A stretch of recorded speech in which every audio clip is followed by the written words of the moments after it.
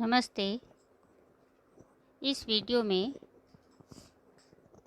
पाठ अंतरिक्ष अवलोकन दूरबीनें इसके अंतर्गत प्रकाश के विविध रूप के बारे में पढ़ने वाले हैं।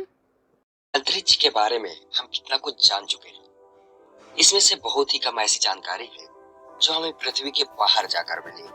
धरती पर से ही ऐसी जानकारी हासिल करना बहुत ही गहरे शोध का विषय है। यह सैकड़ों सालों से जमा की गई जानकारी का ही नतीजा है कि हम अपने ब्रह्मांड के बारे में इतना कुछ जान चुके हैं। इस ज्ञान के पीछे सबसे अधिक योगदान टेलीस्कोप का है। आज हम तरह तरह के टेलीस्कोप उपयोग करके एक ही खगोलीय पिंड के बारे में अलग सी जानकारी हासिल कर सकते हैं। टेलीस्कोप की कहानी भी कुछ कम रोमांचक नहीं है। अंतरिक्ष को समझने का हमारे पास एक ही तरीका है, वहां से आने वाले प्रकाश का अध्ययन। लेकिन एक ही प्रकाश को देखने समझने के लिए हमें एक से ज्यादा तरह के टेलीस्कोप देखने की जरूरत होती है।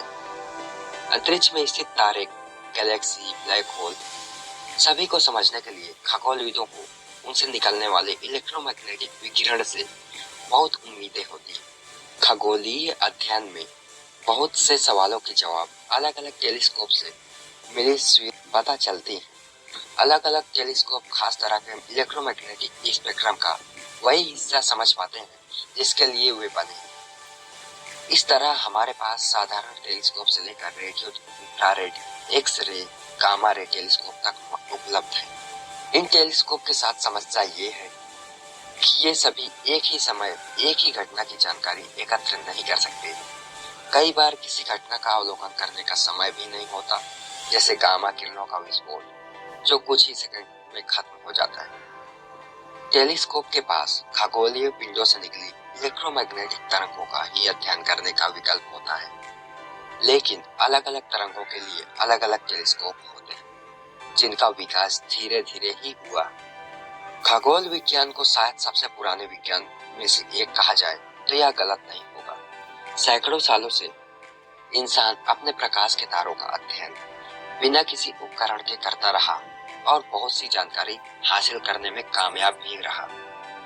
लेकिन सबसे पहला टेलीस्कोप ऑप्टिकल टेलीस्कोप ही था जो आज से 400 साल पहले बनाया गया था। इसे गैलीलियो ने 1570 में बनाया था, जिसकी वजह से बृहस्पति के 4 प्राकृतिक उपग्रह खोजे जा सके थे। यह टेलीस्कोप भी प्रकाश का केवल वही हिस्सा देख सकता था जो हम देख सकते थे, लेकिन इससे दूर की चीजें पास दिख सकती थी। ऑप्टिकल टेलीस्कोप में सुधार हुए और ये लंबे होते चले गए और इनकी लंबाई 140 फीट तक पहुंच गई। लेकिन 17वीं शताब्दी में न्यूटन ने रिफ्लेक्टिंग टेलीस्कोप बनाकर टेलीस्कोप को लंबा होने से रोक दिया। आज अंतरिक्ष में स्थापित हबल टेलीस्कोप दुनिया का बेहतरीन ऑप्टिकल टेलीस्कोप है। इसके बाद रेडियो तरंगों की खोज के बाद रेडियो टेलीस्कोप ने अंतरिक्ष से आने वाली रेडियो तरंगों को पढ़ना शुरू किया।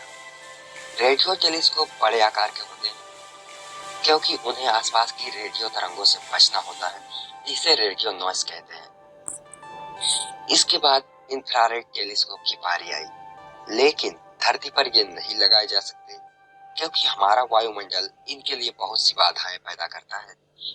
इसीलिए या तो इन्हें बहुत ही ऊंचाई पर या फिर अंतरिक्ष में लगाया जा सकता है। ऐसा ही कुछ एक्सरे और गामा रे टेलीस्कोप के साथ भी होता है। 1970 में अमेरिका ने पहला एक्सरे टेलीस्कोप अंतरिक्ष में स्थापित किया, जबकि उससे पहले इस साल 1961 में पहला गामा रे टेलीस्कोप अंतरिक्ष में भेजा गया। प्रकाश, जिसे हम अपनी आंखों से देख सकते हैं, दृश्य विकिरण के रूप में जाना जाता है। प्रकाश विद्युत चुंबकीय तरंग है और तरंग दैर्घ्य प्रकाश का एक गुणधर्म होता है। हमारी आंखें केवल दृश्य प्रकाश को ही देख सकती हैं, क्योंकि दृश्य प्रकाश का तरंग दैर्घ्य 400 नैनोमीटर से 800 नैनोमीटर के बीच होता है और इसे ही हम दृश्य प्रकाश तरंग कहते हैं। परंतु इस तरंग दैर्घ्य के अतिरिक्त अन्य तरंग दैर्घ्य का प्रकाश भी होता है, परंतु हम उसे नहीं देख सकते क्योंकि हमारी आंखें उन तरंग दैर्घ्य वाली किरणों के लिए संवेदनशील नहीं होती। आगे दी गई तालिका में देखते हैं। इस तालिका में प्रकाश किरणों के विभिन्न रूप और उनके तरंगदैर्ध्य के बारे में बताया गया है।